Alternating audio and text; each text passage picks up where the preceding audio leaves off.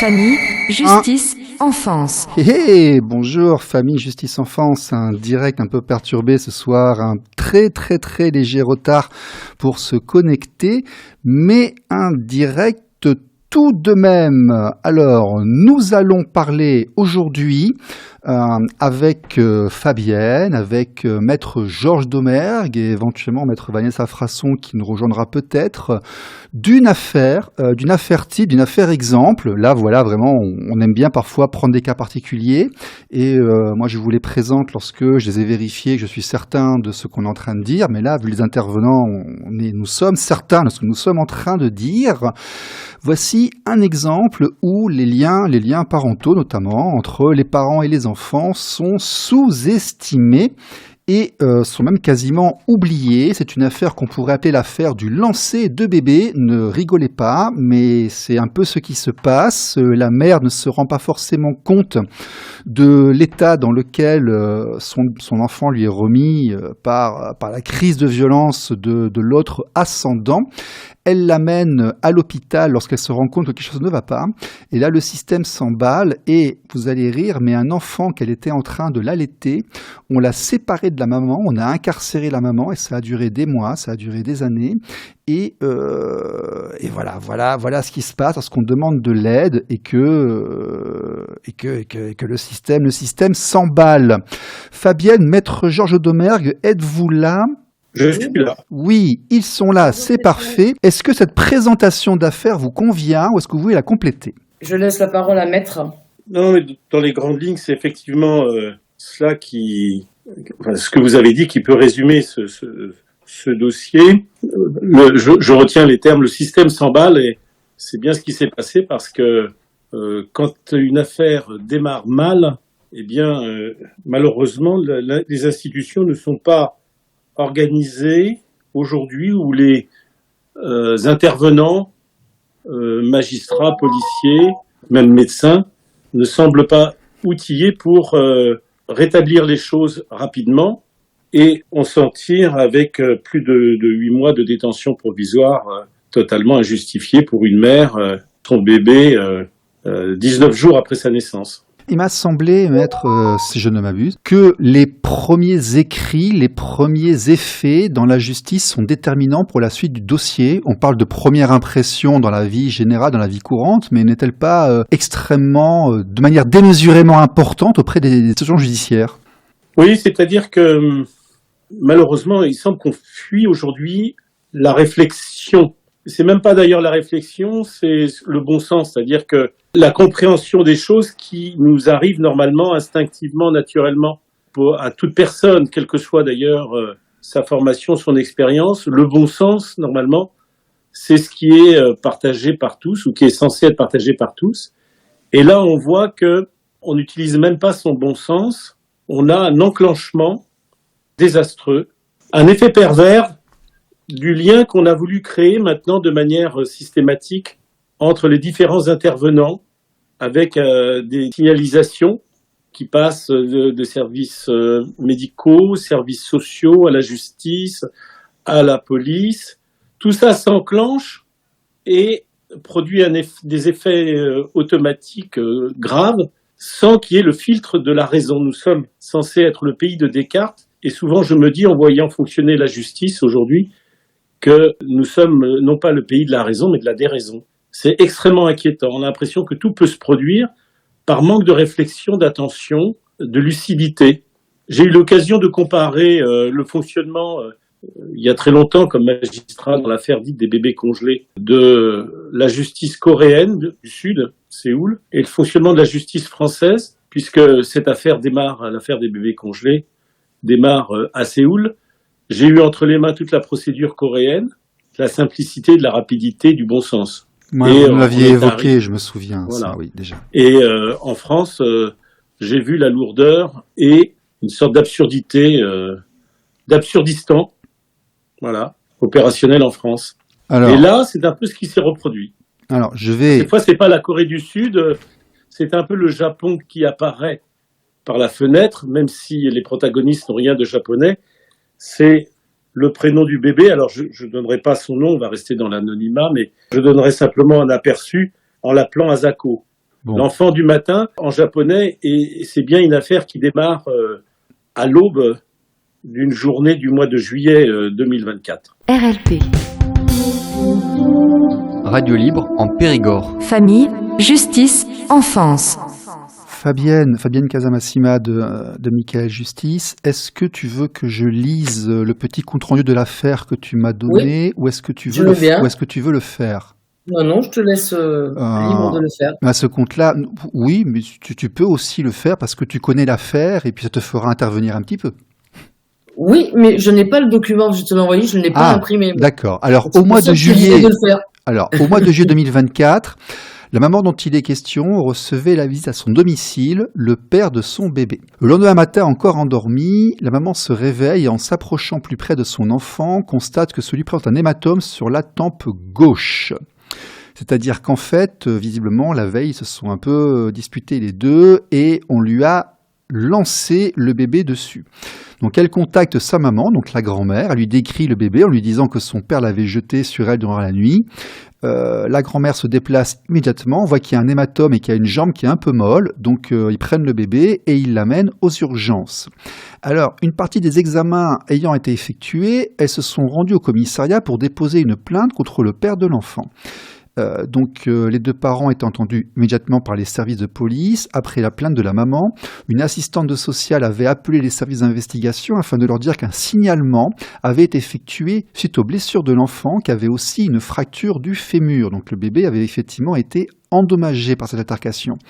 Les deux parents ont été mis en garde à vue. Là, ce qu'il faut rappeler, ce qu'il faut regarder quand même, c'est que l'hôpital, en fait, quand je vous dis que tout peut dégénérer, un instituteur, un enseignant, un docteur, une infirmière, c'est l'hôpital qui dit, bon d'accord, l'hôpital n'écoute pas ce que disent les parents, l'hôpital dit, il y a un trauma sur le bébé, on fait une alerte, une assistante sociale vient, donc une administrative qui n'a pas de notion en pédopsychiatrie, en psychologie, qui est quelqu'un qui n'a pas été formé vraiment, qui est visiblement administrative. Et là, il y a un signalement qui est effectué au procureur de la République. C'est intéressant parce que la façon dont tout est traité, en fait, vient de ce mode de fonctionnement, de cette façon de faire, qui au départ est bien intentionné, mais c'est peut-être pas forcément les bonnes personnes aux bons endroits qui font les choses.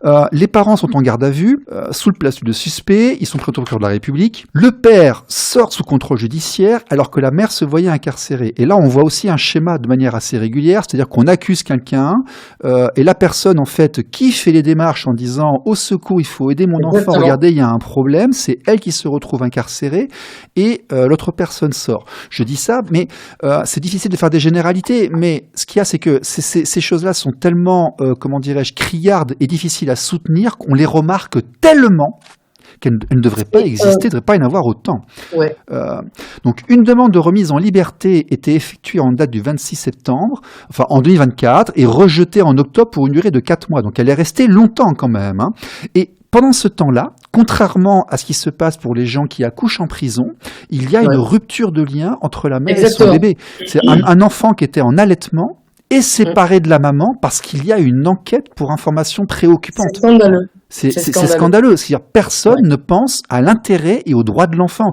Moi, quand je dis que le métier d'avocat dans le secteur de la famille et autres, en fait, c'est un métier qui devrait être différent, peut-être que le métier de défenseur des droits de l'enfant devrait être mis en place, parce que l'assistante sociale, elle est bien gentille, mais son rôle, ce serait de défendre l'intérêt de l'enfant. Et l'intérêt de l'enfant, c'est de rester avec sa maman sous observation, sous contrôle, en milieu judiciaire, comme ça se passe pour les criminels reconnus et qui sont vraiment condamnés, parce que là, elle ne l'est même pas. C'est ce que j'allais te dire. Oui, tout à fait. En France, excusez-moi, mais aujourd'hui en France, je crois savoir que les détenues femmes, quand elles sont enceintes et qu'elles accouchent en prison, on leur laisse leur enfant pendant 6 mois. Ah mais j'ai fait des émissions sur le sujet. Il y a de l'argent public qui est dépensé et des associations qui sont présentes pour maintenir les liens parentaux entre les criminels et leurs enfants, parce que les enfants se portent mieux et les criminels et les prisons se portent mieux. Ouais. Et dans ce cas-là, alors que personne n'est condamné, et voilà, Maître Domergue. Si on avait eu des charges tout de même, non pas sérieuses, mais simplement existantes, même faibles, contre la mère, on aurait pu comprendre néanmoins, en se disant, cette mère n'a peut-être pas tout son équilibre, à tout moment elle peut mettre en danger, voire attenter à la vie de son bébé, On aurait pu le comprendre que par précaution, on lui retire cet enfant. Mais il faut bien comprendre que tout est parti d'un malentendu terrible dont la justice, à l'heure où je parle, ne s'est toujours pas vraiment persuadée d'ailleurs. Quel est ce malentendu ? Comme ça a été décrit, le point de départ, ce qui motive la mère et la grand-mère à venir à l'hôpital et ensuite au commissariat de police, c'est la constatation d'un hématome naissant au matin de ce mois de juillet 2024. Donc, elles prennent soin de leur enfant. Elles sont pas en train de Exactement. le traumatiser, de Elles ont l'agresser une ou de le rejeter. Elles sont en train d'essayer de s'en Une occuper. démarche D'accord. de protection Mhm. et en même temps une démarche de clarification, de demande de clarification, de vérité qui s'adresse à la justice. Oui, oui. Elles veulent qu'on établisse les responsabilités. À ce moment-là, la mère fait un lien entre cet hématome et vous avez parlé du bébé jeté, effectivement, ce geste incroyable qui est intervenu dans la nuit vers 3h, 3h30 du matin, où le papa du bébé a jeté, et il le reconnaît dans une partie de ses déclarations, parce qu'il y a des déclarations très contradictoires, mais il y en a bien plusieurs où il parle de jeter son bébé ou de balancer son bébé sur la mer.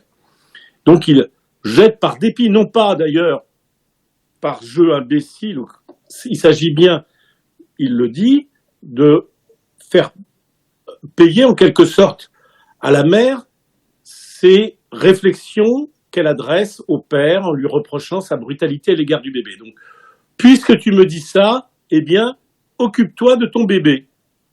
Donc, c'est une sorte de geste de représailles. Et même lui le reconnaît, ce sont ses paroles. Et il jette un bébé. Alors, depuis, j'ai fait mesurer, puisque le juge d'instruction refusait de faire une reconstitution, au moins un mesurage de ce fameux jet du bébé, pour qu'on mesure la gravité quand même de ce geste fait sur un bébé de 19 jours. J'ai d'ailleurs les mensurations de ce bébé. Hein. Il était très, très, très peu développé. Non, mais on marche sur la tête, là. On marche sur la tête. 3 kilos. On prend un J'ai bébé. fait mesurer en fonction d'éléments constants que nous avons, puisque, à défaut d'avoir un juge d'instruction qui instruit, puisqu'il a décidé de clôturer d'ores et déjà le dossier, j'ai fait mesurer les lieux. On balance en oblique un bébé, donc sur la diagonale d'un lit de 2 places. Le bébé atterrit sur le dos, sur les genoux de sa mère qui ne s'y attend pas. Sinon, elle aurait pu mettre ses bras pour amortir le choc. Là, ça intervient très rapidement, et donc ça a été mesuré à 1m30. On fait faire un jet d'1m30 à un bébé de 19 jours pour punir la mère de ses réflexions sur le comportement du père, qui par ailleurs est donc brutal, puisque précisément c'est le sujet de leur discussion, brutal avec un bébé. Et ce qui est Voilà. encore plus grave, me semble-t-il, c'est que nous avons une grand-mère qui, dès qu'elle a l'information comme quoi il y a danger par rapport au petit, elle assiste sa fille, elles sont tout l'hôpital et ensuite elles vont porter plainte. Si c'est pas des mères protectrices, qu'est-ce que c'est en fait, hein? Mais Alors, souvent on a cette réponse-là, quand les parents viennent demander de l'aide à dénoncer des violences, la seule réponse qu'ils ont, c'est on prend les enfants. Voilà. Donc voilà. RLP. Radio libre en Périgord. Famille, justice, enfance. Là, je Moi, vais préciser quand même pour l'affaire maintenant que Maître Domergue est l'avocat de la maman. Oui. Voilà, c'est quand même Tout à fait. important. Alors, non, et- alors Non voilà. Ah, pardon. Je suis Précise votre Je suis position. l'avocat à la fois de la maman et de la grand-maman. D'accord, ok, vous êtes l'avocat de la mère Pour ma et de la part, je grand-mère, considère c'est vrai. que Oui. il Vous y a voyez, pas- moi, elles je sont me tout à fait je dans me la suis même placé, tout à fait, mais la logique est différente. Moi, je me suis placé vision naturellement. du dossier, il n'y a Oui. pas donc d'incompatibilité, Non, non, non, il n'y a non, pas non. de contradiction d'intérêt. Toutes les deux, pour moi, ont vocation à être parties civiles dans ce dossier. Elles sont venues dénoncer quelque chose. Mais voilà, Oui, mais je comprends, elle mais est venue c'est une avec un question, hématome. c'est une question d'angle de vue. Vous voyez, vous, en tant qu'avocat de la maman et de la grand-mère, vous allez avoir une vision et un axe de vue. L'avocat du papa va avoir une autre vision et un axe de vue. Et vous avez vu, quand on m'a décrit l'affaire, mon premier réflexe, moi, c'était de me mettre à la position du bébé. L'intérêt de l'enfant, qui est encore un troisième axe de vue, et qui, je trouve, dans nombre de ces affaires, est extrêmement absent des débats. Et c'est là que je dis qu'il y a une lacune, parce que parler de l'intérêt supérieur de l'enfant qui devrait peut-être un petit peu défini, mais qui en l'occurrence, quand il a 7 ou 8 jours, c'est quand même qu'il reste avec sa mère, parce que même si elle avait été à une époque à moitié shootée et incarcérée pour ça, elle aurait pu s'occuper de son enfant durant les 6 premiers mois. Il faut quand même le savoir, si vous voulez. Dans les débats et dans l'exposé que j'ai eu dans les émissions précédentes, nos discussions précédentes, et visiblement l'institution judiciaire n'a jamais pris en compte cet angle de vue, cette vision. Vous avez la vision du défenseur de la maman, et moi je dis qu'il manque cruellement dans les débats la vision de l'intérêt de ce bébé quand même, qu'on est en train de mettre à côté, qu'on est en train de traumatiser parce qu'il va y avoir un syndrome de séparation par rapport à ses parents alors qu'il n'en est pas prêt, il n'est pas encore passé par ces étapes d'émancipation, il n'est même pas encore aux 4 pattes, et pendant ce temps qu'est-ce qu'on fait? On mesure les distances, on reproduit les jets du bébé, et puis on fait des trucs. Je dis, il y a vraiment quelque chose qui ne tourne pas rond dans ce sens-là. Voilà. Ouais, c'est très intéressant ce que tu dis, et excuse-moi, je reprends, tu as raison. Qui a pensé au... Alors, moi, je vais le dire parce que je connais bien la grand-mère. Je connaissais pas la maman, mais que je connais maintenant parce que l'association s'en occupe aussi. Ce sont 2 femmes, moi je vous le dis, remarquables. Hein, je vous donne mon avis parce que des guerrières comme ça, il y en a pas beaucoup. Moi, j'en ai pas connu beaucoup. Et aujourd'hui, nous accompagnons la grand-mère et la maman. Je parle de l'association pour justement reprendre ce lien avec le bébé. C'est comment on fait. On a une maman qui aujourd'hui se plie à la justice, qui ne rencontre pas son enfant physiquement, mais elle fait tout quand même avec la grand-mère. C'est-à-dire qu'on a une grand-mère qui est là, qui fait en visio, qui fait participer sa fille. Alors moi, je vais vous dire, je dis respect. Voilà. Parce que c'est une évidence. Et on a quand même une grand-mère, puisque moi, je suis en relation assez souvent avec la grand-mère. J'ai dit, mais alors comment il va le petit? Comment il réagit? Est-ce que il se rend... Mais c'est un enfant qui redécouvre sa mère, en fait, hein, qui sourit, qui lui parle. Il a combien de mois, là? Quel âge il a maintenant, là? Heureusement qu'il y a la visioconférence. Oui, exactement. Quel âge il a maintenant, là? Sinon, ce serait quand même une 9 mois. coupure. Oui. Parce qu'elle n'a pas le droit de rencontrer son bébé au moment où nous parlons. Elle n'a pas le droit de le voir. Mais ça, c'est hallucinant parce que le bébé, pour se développer, a besoin du pot à pot et a besoin du contact maternel. Parce qu'aujourd'hui, sa psyché est confondue avec celle de la mère. Et c'est l'objet transitionnel qui l'aidera à appréhender le reste du monde, à s'en évader via le 4 pattes et à se dire que ce pouce, ce pied sont à lui et non pas à sa mère. Contrairement, je veux dire, tout un processus qui est extrêmement important. Il faut écouter ce qu'on a fait avec Monsieur Clerget, les émissions sur Vinicote et autres. Le plus grand drame, le plus grand scandale, c'est celui-là. Le deuxième, c'est que la personne qui demande à l'aide, encore une fois, se fait taper dessus.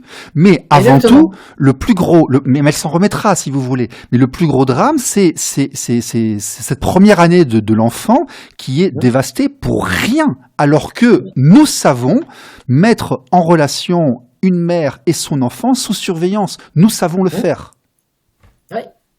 Et donc, en plus, je voudrais dire que quand même, la mise en examen, la garde à vue, la mise en examen et évidemment la détention provisoire de cette mère n'était fondée sur rien. Je voudrais quand même expliquer pourquoi on en est arrivé là. C'est parce que on vient dénoncer le fait d'avoir jeté ce bébé, puisque c'est le seul geste qu'a vu la mère. Mais il se trouve que le père se trouvait avec le bébé. Avant de jeter le bébé, il était dans une autre pièce, en train de lui faire son rot, puisque quand même, il avait très peu de contact avec son fils. Il était venu le voir 3 fois ou 4 fois depuis sa naissance. Il l'avait vu plusieurs jours après sa naissance pour la première fois. Et il acceptait de donner un biberon et de lui faire son rot. Et tout ça avec des gestes brutaux et des propos, je n'entre pas dans les détails, qui étaient assez choquants sur sa façon de parler du bébé dont il, je veux dire simplement un mot, il n'avait rien à foutre, disait-il. Et donc, pendant une demi-heure environ, il se trouve dans une autre pièce. La mère est dans sa chambre et elle somnole, mais en même temps, elle est inquiète parce qu'elle sait que le père est brutal. Le jeune père, hein, il a 10 ans de moins que la mère, il a une vingtaine d'années. Et l'enfant arrive, on ne sait pas dans quel état, une expertise a été demandée, refusée, pour savoir si l'enfant ne se trouvait pas à ce moment-là déjà dans une sorte de coma, compte tenu des très graves coups qu'il a reçus et dont on s'est rendu compte après l'arrivée à l'hôpital, des examens approfondis, scanners, IRM, radio, etc. Et là, on découvre des fractures multiples, notamment du crâne et une fracture du fémur, comme vous l'avez rappelé. Donc, il y a eu une sorte de, entre guillemets, de passage à tabac d'un bébé. Mais ça ne se voit pas. Quand il arrive à l'hôpital, le bébé, personne ne voit ça. Et le bébé ne va être pris en charge que 39 minutes après son arrivée à l'hôpital. Il est classé dans les urgences numéro 2 en termes de priorité. Et donc, on se rend compte de ce tableau clinique désastreux que la mère n'avait pas vu, l'enfant lui ayant été remis presque, oui, les yeux fermés, ne criant plus, mais se réveillant juste pour son biberon à 6h30 du matin. Et il n'a pas pleuré de Mais douleur, donc, le bébé, rien du voilà, tout. D'accord. reprocher à la mère de ne pas avoir tout dit, c'est-à-dire ne pas avoir révélé des faits dont elle n'a pas été témoin. Ouais. Et Ouais, donc, sur cette base d'une pseudo-contradiction de la mère, contradiction entre ce qu'elle a dit d'un bébé jeté et le tableau clinique qui va bien au-delà de ce que pourrait avoir comme conséquence le fait de jeter ce bébé même à 1m30, eh bien, on considère qu'elle a menti, sans réfléchir d'une manière aussi simple que cela, mais est-ce que vous avez vu ce qui s'était passé avant? Et non, elle ne l'avait pas vu. Voilà.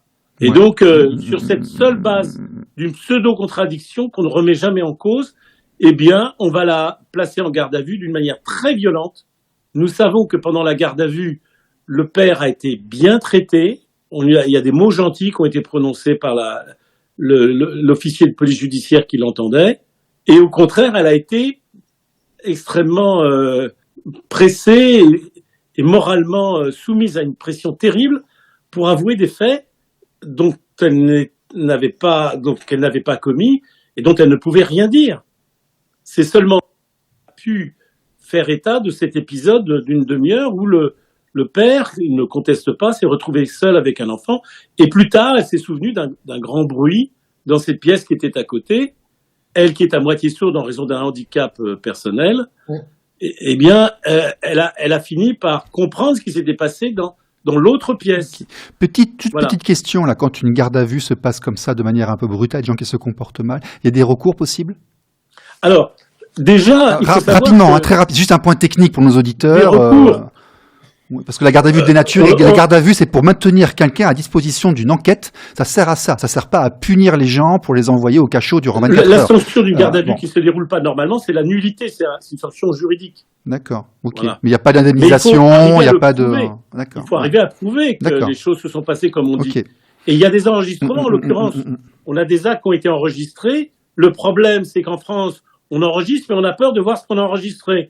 Donc on n'a même pas le droit de consulter librement la vidéo de la confrontation. C'est soumis à des conditions très strictes, alors qu'il serait si simple Vous en tant de diffuser le film. Vous, en tant qu'avocat, vous avez accès aux documents judiciaires, vous pouvez voir les interviews, Alors, je ne peux pas voir la vidéo si le juge ne l'autorise pas. Il faut attendre que l'instruction soit terminée, c'est ça? Non, même pas. Même ça pas. pourrait être pendant l'instruction. Ah oui, Mais d'accord. il faut que le juge l'autorise. Ah, d'accord. RLP. Radio libre en Périgord. Famille, justice, enfance. Maître Domergue, excusez-moi, je voudrais vous poser une question. Dans ce dossier, on a 2 parents qui sont mis en garde à vue, avec donc sous le témoin suspect. Mais pourquoi c'est que la maman qui va en prison? Je comprends pas. Alors, c'était Mais la personne question ne comprend. c'est la question qui venait après. Elle est restée en prison combien de temps? 8 mois et quelques jours. Alors, Oui, comment peut-on, sous quel motif peut-on garder Voilà. quelqu'un 8 mois en prison? Parce que ça peut vous arriver, on se dit, ça peut arriver à n'importe qui. Il y a des animaux familiers à la maison, il y a des loyers, des choses. On reste en prison durant 8 mois. Quelle argumentation a été présentée pour garder cette personne durant 8 mois? Voilà. Pourquoi la maman et pas le papa? Oui, mais d'une manière Qui générale, veut sortir du contrôle judiciaire. oui, lui, elle en l'occurrence, pourquoi est-ce qu'on la garde? Quel Voilà. a été le motif? Mais à l'évidence, dans ce dossier, on l'a abordé avec l'idée que si on ne savait pas d'une manière très claire qui était à l'origine de ces violences gravissimes commises sur le bébé de 19 jours, les charges étaient plutôt contre la mère, puisqu'elle était censée avoir dissimulé la vérité en allant à l'hôpital, en ne parlant que du bébé jeté. C'est-à-dire qu'encore une fois, on l'a prise pour une menteuse, alors que tout simplement, elle ne pouvait pas révéler des faits dont elle n'avait pas été témoin et qui s'était déroulée dans une autre Oui, pièce. je veux dire, il reste 3 minutes. Voilà. Une garde à C'est pour vue. cette raison aussi qu'elle a été placée en détention. Une garde à vue, c'est 48 heures maximum. Sauf en Oui. cas de fait de groupe, on peut l'étendre un jour de plus. Mais on garde pas. C'est la préventive. Qu'est-ce que c'est là pourquoi elle est incarcérée là? D'abord, maintenant, on appelle ça, et depuis longtemps, la détention provisoire pour montrer que c'est exceptionnel, alors que la préventive semblait être davantage déjà un pari sur la culpabilité. Donc elle est en détention provisoire, ça veut dire qu'en fait Provisoire. elle est mise là provisoirement en attente de quelque chose, Alors, c'est d'une ça? part, il faut être mis en examen, évidemment, pour être en détention provisoire, ce qui signifie qu'il faut des charges, des indices graves et concordants, première condition. Deuxième condition, il faut des raisons de la mettre à part, soit parce qu'il y a un risque de fuite, soit parce qu'il y a un risque de concertation avec des co-auteurs, soit parce qu'il y a un risque de pression sur des témoins, Oui. soit voilà. Bon, voilà sous type de raison. Ça peut s'entendre. Alors, on Et a donc des mots elle, comme pourquoi ça. durant 8 mois? Eh ben, on va dire que par exemple, puisque tout est possible, on envisage le scénario qui est démenti pourtant par le début de la procédure, qu'il peut y avoir une concertation entre les deux co-auteurs. Donc, ils sont susceptibles de se concerter. D'accord. Il suffit de le dire.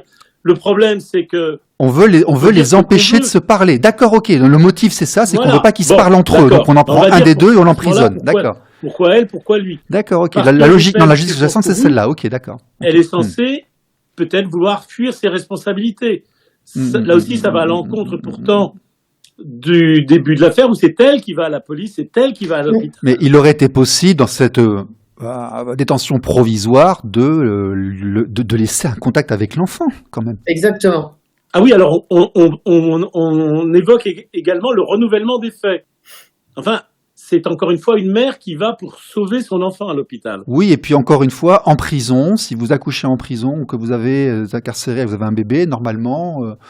Alors non, il faut bien distinguer que si on incarcère une mère parce qu'elle a tenté de tuer son bébé et qu'on a des éléments oui, sérieux, oui, tout à fait. on va quand même pas Non. remettre le bébé dans la cellule avec la mère qui a tenté de l'étrangler. Oui, je comprends. Non. D'accord. Ok. Bon, là, on est dans un cas Bon. de violence sur le bébé. Oui, Voilà. je comprends. Ok. Bah écoutez, on arrive à ces 30 minutes, c'est intéressant. Enfin, moi, quand je pense qu'avoir mon bébé, c'était la révolution, le truc le plus fort de toute mon existence, et qui a complètement changé ma perception du monde et tout, c'est quand même un désastre. Mais je trouve que défendre les enfants, c'est bien, mais c'est quand même aussi trop souvent un désastre. Maître Domergue, merci beaucoup. Fabienne, merci beaucoup. Compris. Et De puis, rien. les auditeurs, à la semaine prochaine. Au revoir. RLP. Radio libre en Périgord. Famille, justice, enfance.